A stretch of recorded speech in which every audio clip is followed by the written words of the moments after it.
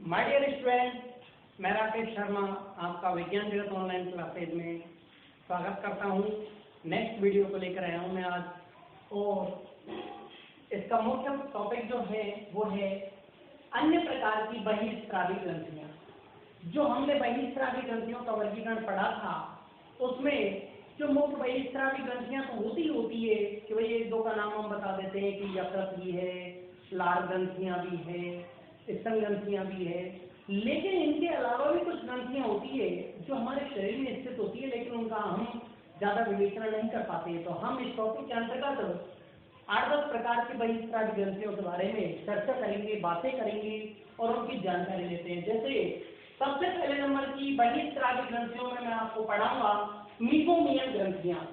बेटा, मीबोमियन ग्रंथियां कहाँ पर पाई जाती है, किस प्रकार का स्त्रावन करती है, किस प्रकार की ग्रंथियों का रूपांतरित स्वरूप होती है, हमारे बॉडी के अंदर कौन से कार्य को, कौन से वर्क को कंप्लीट करती है, इसकी बारे इनकी सबकी चर्चा हम टॉपिक वाइज टॉपिक 1, 2, 3, 4 के रूप में करेंगे। तो देखिए बेटा, सबसे पहले मैं आपको पढ़ा रहा हूँ मीबोमियन ग्रंथियां।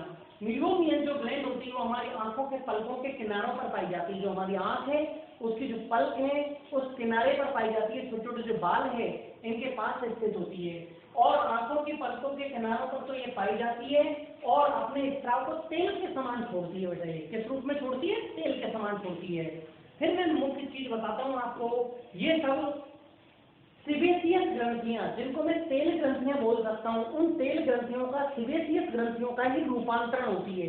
हमारे शरीर में तेल ग्रंथियों से बहुत सारी रूपांतरित ग्रंथियां पाई जाती है, जिसमें सबसे पहली पढ़ा रहा हूं मैं आपको मीबोमियन ग्रंथियां। तो बेटा, ये तेल जैसा स्त्राव छोड़ती है और तेल ग्रंथि, जिसका दूसरा नाम है सीबेसियस ग्रंथियों का ही रूपांतरित रूप होती है। ठीक है यहाँ तक। अब किधर हमारे नेत्र की पलकों के किनारों पर ये जब पाई जाती है तो करती क्या है, वर्ग क्या है इसका, क्यों पाई जाती है, कुछ तो कार्य करती होगी। तो बेटा, ये हमारे कॉर्निया को, जो हमारे मनुष्य के नेत्र में पाए जाने वाला पारदर्शी जो उभरा हुआ पार्ट होता है, उस कॉर्निया को चिकना बनाए रखने का कार्य करती है। जैसे ये बार बार में इसकी सफाई करती रहती है और इसे चिकनाहट प्रदान करने का कार्य करती है। ठीक।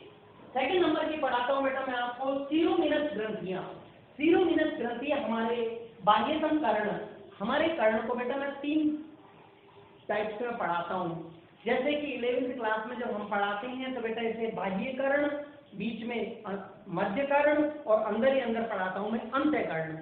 तो जो बाह्य कर्ण है बेटा, इस बाह्य कर्ण से एक नाल जा रही है मध्य कर्ण की ओर। इस बाह्य कर्ण की जो नाल है, इस बाह्य कर्ण की नाल की त्वचा में ये सीरोमिनस ग्रंथियां पाई जाती है और ये ग्रंथियां भी तेल ग्रंथियों का ही, ऑयल ग्लैंड का ही, तेल ग्रंथियों का ही रूपांतरण होती है। तो बेटा आपके एक चीज तो समझ में आ गई कि सीरोमिनस ग्रंथियां कहां पर पाई जाती है? बाह्य कर्ण नाल की त्वचा में पाई जाती है। दूसरी, ये कौन सी ग्रंथियों का रूपांतरण होती है? तो तेल ग्रंथियों का रूपांतरण होती है। इन तेल ग्रंथियों के रूपांतरित स्वरूप सीरोमिनस ग्रंथियों के द्वारा हमारी बाह्य कर्ण नाल के अंदर बेटा एक स्त्राव छोड़ा जाता है, मोम के समान, वैक्स के समान वैक्स टाइप का एक स्त्राव छोड़ा जाता है, जिसे सीरुमेन कहते हैं। क्या कहते हैं बेटा? सीरुमेन। ये भी तुम्हारा बहुत ही इंपॉर्टेंट शब्द है बेटा, सीरुमेन। हमारे कान में जो वैक्स के समान, मोम के समान जो पदार्थ निकलता है उसे क्या कहते हैं? सीरुमेन कहते हैं। और ये सीरुमेन क्या काम करता है? दुनिया में बेटा बिना काम के तो कोई चीज होती ही नहीं है। तो सीरुमेन करता क्या है? ये हमारे कान के पर्दे की क्या करता है बेटा? रक्षा करता है। क्या करता है? कान के पर्दे की रक्षा करता है। अब हम तीसरे नंबर पर आते हैं। अन्य प्रकार की बहिर्स्रावी ग्रंथियों का तीसरा स्वरूप में पढ़ा रहा हूं बेटा, मूलाधार ग्रंथियां, पेरिनियल ग्रंथियां। पेरिनियल जो ग्रंथियां हैं वो बेटा कहां पर पाई जाती है? गुदा, एनस और हमारे कृष्ण, यह बेटा जो वेजिना है, उनके मध्य का जो स्पेस होता है, जिसे मूलाधार प्रदेश, रीजन बोल सकते हैं हम, पेरिनियल प्रदेश या बेटा रीजन बोल सकते हैं, उस प्रदेश में बारीक बारीक लाइन स्वरूप, लाइनों के रूप में ये ग्रंथियां पाई जाती हैं। इन ग्रंथियों को मूलाधार प्रदेश में पाए जाने के कारण मूलाधार ग्रंथियों के नाम से जाना जाता है। तो बेटा मैं आपको मैं दोबारा से बोल रहा हूं कि ये ग्रंथियां भी तेल ग्रंथियों का ही रूपांतरण होती है। तो गलत बात यह है बेटा कि मीगोमियन ग्रंथियां, सीरोमिनस ग्रंथियां, मूलाधार ग्रंथियां, ये तेल ग्रंथियों का रूपांतरित स्वरूप है, अतः तेल ग्रंथियों का ही रूपांतरण से निर्मित होती है। इन ग्रंथियों के द्वारा बेटा विशेष प्रकार का एक गंध वाला स्राव छोड़ा जाता है। इसमें से बेटा बिल्कुल अलग प्रकार की स्मेल आती है, और ये स्मेल मनुष्य में तो हमारे कोई काम ज्यादा विशेष करती नहीं है, क्योंकि मनुष्य में तो बेटा एमसी पीरियड आता है तथा ये प्राइमेट प्राणी है, इसलिए ये अन्य स्तनधारी प्राणियों में बेटा ये विशेष गंध वाला जो स्राव है जो हमारी मूलाधार ग्रंथियों के द्वारा छोड़ा जाता है, ये विपरीत लिंग को अपनी ओर आकर्षित करने का क्या करता है बेटा, कार्य करता है। ये जैसे नर प्राणी और मादा प्राणी है, तो ये बेटा मादा प्राणी को नर प्राणी की ओर अर्थात विपरीत लिंग को अपनी ओर आकर्षित करना, अट्रैक्ट करना, जनन मैथुन की क्रिया के लिए अट्रैक्ट करने के लिए काम करता है। तो बेटा तुम्हारी 3 ग्रंथियां कंप्लीट होगी, मूलाधार ग्रंथियां भी कंप्लीट है। अब मैं चौथी पढ़ा रहा हूँ बेटा मेमोरी ग्लैंड अर्थात स्तन ग्रंथियां। दुनिया में स्तन ग्रंथियां, स्तनधारियों का एक विशिष्ट लक्षण होता है। आज बेटा मैं पूछता हूँ कि मनुष्य किसमें आता है, तो स्तनधारियों में आता है। तो हमने क्यों बोला, क्योंकि मनुष्य चाहे नर हो चाहे मादा हो, दोनों में ही स्तन ग्रंथियों की प्रेजेंस होती है। तो बेटा स्तनधारियों में स्तन का पाया जाना एक मुख्य कैरेक्टर होता है, जो नर हो चाहे मादा हो दोनों में ही पाया जाता है। अब मेन बात आती है कि इनके सर स्टेबलाइजेशन कहाँ पर होती है, ये स्थित कहाँ पर होती है। जो हमारे बेटा नर या मादा दोनों होते हैं, उसमें जो छाती वाला पोर्शन होता है, इस छाती पर बेटा हमारे दोनों ओर ये एक जोड़ी के रूप में पाई जाती है, छाती पर उभार के रूप में पाई जाती है।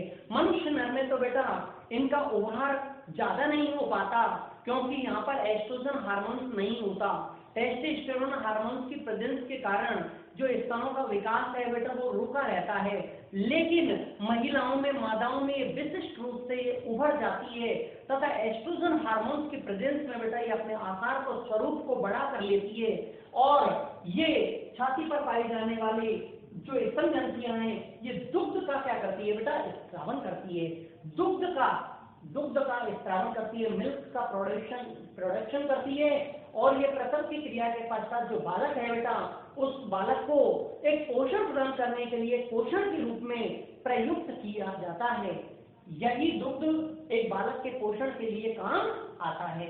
इन ग्रंथियों की जो नलिकाएं हैं वो संयुक्त रूप में बेटा एक मोटी नलिका के रूप में निपल्स पर जाकर निपल के रूप में बेटा बाहर जाकर के खुल जाती है, जिससे प्रसव की क्रिया के पश्चात एक छोटा जो बालक होता है वो इस सूचक को, इस निपल को बेटा अपने मुंह के द्वारा चूस लेता है। इसमें प्रोडक्शन में तो बेटा आपका प्रोलैक्टिन हार्मोन का विशिष्ट रूप में महत्व होता है, तथा इसके स्रावन में ऑक्सीटोसिन हार्मोन का मुख्य अपना प्रभाव होता है। जैसे ही बालक मादा जो स्त्री है उसके स्तनों को बेटा अपने मुंह के द्वारा चूसता है, तो परिणाम स्वरूप बेटा ऑक्सीटोसिन हार्मोन का स्रावन बढ़ जाता है और उससे दुग्ध स्रावित होने लग जाता है। इस प्रकार इस लेक्चर में बेटा मैंने आपको अन्य प्रकार की बहिर्स्रावी ग्रंथियों में से 4 ग्रंथियां पढ़ा दी है।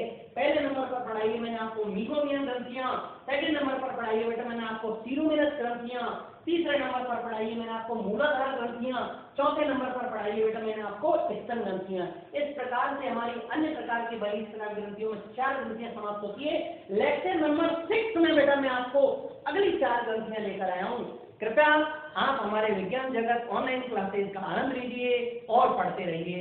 Thank you.